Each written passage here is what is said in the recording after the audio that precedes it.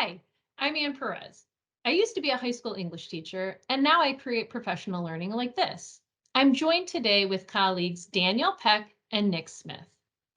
Hello, I'm Danielle Peck. I also used to be a high school English teacher, and now I'm happy to be here with all of you. We are so excited to have you here with us today, Nick, and I'm going to hand it over to you to introduce yourself. I am Nick Smith. I have been teaching for 10 years, mostly science face to face at the high school level, but I've recently transitioned to being a full-time virtual teacher. Awesome. So today on our Back to School series, we will be talking all about building relationships.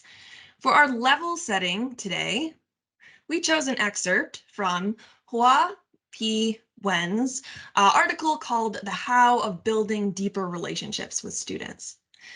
So when teachers consistently prioritize building strong connections with students, research shows there's a significant impact on kids' long-term well-being, as well as their ability to learn and stay engaged in schools. Learning doesn't happen without relationships, writes Rebecca Alber, an instructor at UCLA's Graduate School of Education. In the classroom, rules matter, but as many of us have learned after a few years of teaching, relationships matter much more. I found this to be really resonant, and I'm wondering, Nick, what resonated with you about this excerpt? I read this and I think anyone in the classroom knows that this is true, and even for people that don't remember their classroom experience are going to see this as obvious. So, Nick, I'm curious, based on your experience, how have you been able to build meaningful relationships with your students?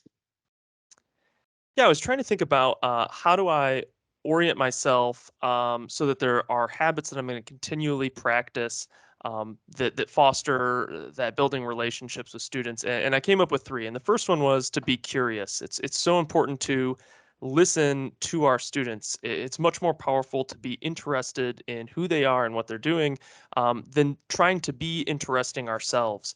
I think students like teachers that are interesting, but we don't want to come across as selfish. We want them to know that we care more and we're more curious about who they are. The other one I think about that helps me build relationships is to be genuine and authentic. And this is a good practice, right? For just being a human being. But we want to share our story with our students to show them that we're that real human being. We recently at Collaboration of the Minds with Michigan Virtual, there was a speaker, Patrick Harris, and he was saying that um, we often think of ourselves as teachers, but maybe it would be healthier to think of ourselves as humans that teach. And it made me think, well, I want to show my students that, but also, are they my students, right? Or are they these kids or these young adults? Maybe we should be thinking of them as humans that learn. And so, by emulating my own vulnerability, by sharing my story and being a real human, hopefully that they'll open up some too, and show me that their human side as well. And the last piece is to be intentional. So this is about showing up. It's about being out in the hallway between periods, showing up at lunch, being present at other events, um, remembering names. It's always been a struggle with me, but something that's set with me was Professor Matt Bulkins at Grand Valley. We'd walk in the classroom, he'd shake your hand and ask you your name. And then when you sat down at the beginning of class, he'd go through and he'd say everybody's name row by row. And you're just like, who is this wizard? But actually, what he said he did is because we asked him, how did you do that? He said, I've spent the last month memorizing my roster names. So I just had to attach the name to a face when you walked in, and I was able to do it. And some people kind of thought like, well, is that cheating? And I'm thinking, that's not cheating. He put in the effort. He put in the work. He showed up before class even started to start caring about us and building those relationships before we even met him. And so I want to do that too for my students to be intentional and for them to see that. And hopefully in that as well, because again, we're emulating what our expectations are, they'll learn to be intentional. They'll show up to learn and build those relationships. My gosh, Nick, just you've said so much, but as you were talking, especially about curiosity, I was just reminded I've been watching Ted Lasso, and he said something that he quoted from Walt Whitman, but it was to be curious, not judgmental. And that just got me thinking about in your experience and when we lean in to that curiosity, when we listen to our students, as it says, when we take the time to be curious and interested, not interesting, we avoid making some of those common judgments about our students when we don't know them or their experience or what's impacting them. I just think that's so powerful, to your point about how to build a meaningful relationship. That's a great takeaway, Anne. My takeaway is all about vulnerability because I totally agree with the idea of how powerful that is.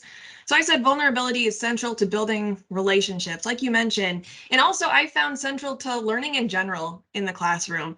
So I think that is a really great thing to mention here. I like that piece about vulnerability too, because it allows you to just be your true self, and like failing doesn't have to be a negative thing in that, right? Like these are my mistakes, and then we grow from those. Um, I was thinking about this quote again and the research that shows how important this is for kids and their long-term well-being, ability to learn, staying engaged. Um, we want our teachers to have that too, right? I want that for myself and for my colleagues. And so maybe the research needs to be done, but I know that all of these things, being curious, being genuine, being intentional on the teacher side, and hopefully on the students or the humans that learn side, I could see our teachers benefiting long-term well-being, ability to learn, and stay engaged in the classroom. That's such a great point, Nick, that it's important for all of us in the classroom. So what's next? First of all, like we've mentioned earlier, there's an article, The How of Building Deeper Relationships with Students. We definitely recommend that. And of course, you can also check out the rest of our resources on PD on a Page. Thank you so much for being with us, Nick. That was an absolutely amazing conversation. And to all of you out there watching and listening, we will see you next time. Bye.